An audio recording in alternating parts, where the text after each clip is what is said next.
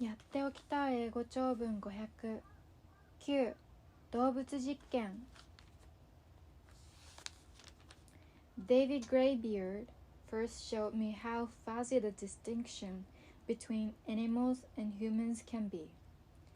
40 years ago, I befriended David, a chimpanzee, during my first field trip to Gombe in Tanzania. One day, I offered him a nut in my open palm. He looked directly into my eyes, took the nut out of my hand, and dropped it. At the same moment, he gently squeezed my hand as if to say, "I don't want it, but I understand your motives." Since chimpanzees are thought to be psychologically close to humans, researchers use them as test subjects for new drugs and vaccines. In the labs, these very sociable creatures often live isolated from one another in 5x5 food cages, where they grow bad-tempered and sometimes violent.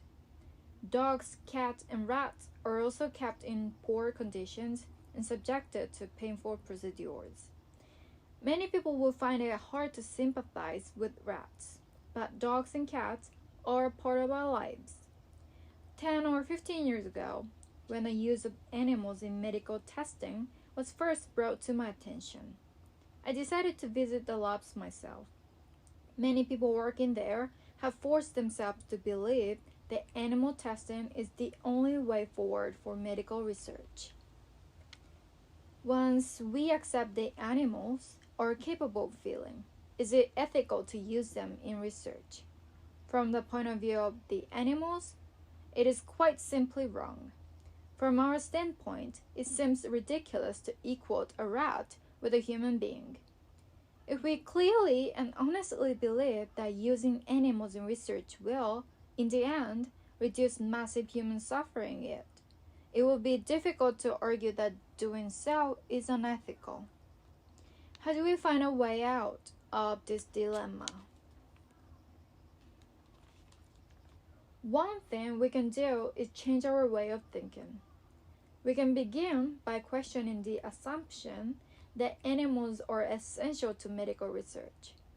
Scientists have concluded that chimpanzees are not useful for AIDS research because even though their genetic makeup differs from ours by about 1%, their immune systems deal much differently with the AIDS virus. Many scientists test drugs and vaccines on animals simply because they are required to, by law, rather than out of scientific merit. This is a shame because our medical technology is beginning to provide alternatives.